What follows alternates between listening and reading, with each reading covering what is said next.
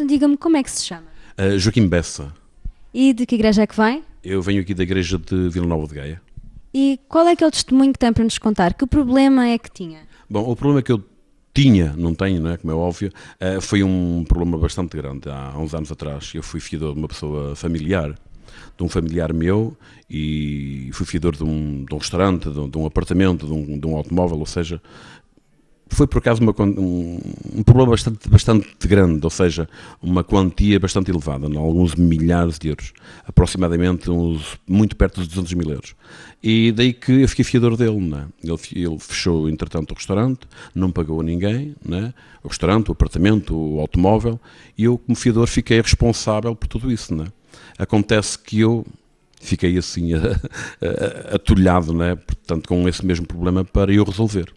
Então, e depois de ter esses problemas todos, o que é que fez depois de saber que tinha ficado com esse peso todo? Bom, o que eu tive que fazer era o seguinte, eu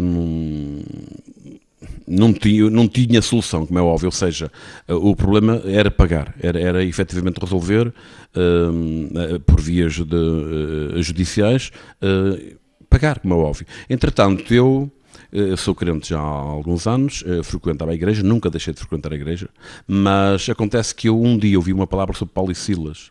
Claro que tinha ouvido essa palavra muitas vezes, né? E um dia aquela palavra tocou-me de uma forma especial.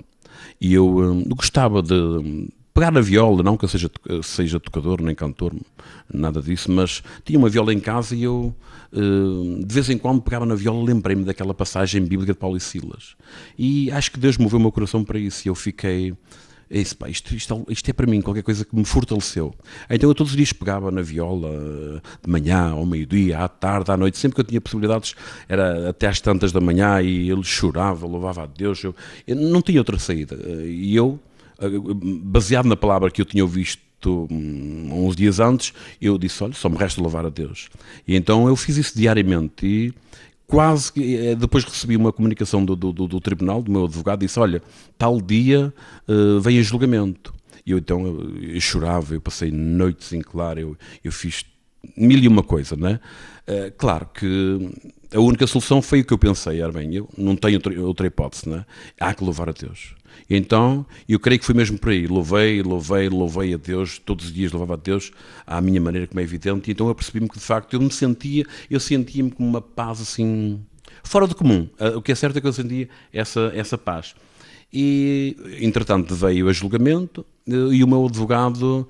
Eu não fui a julgamento, foi o próprio juiz que decidiu, não sei como, é curioso que eu nem sei explicar como, e um dia ele comunica-me que eu fiquei ilibado, né? Ou seja, fora do processo.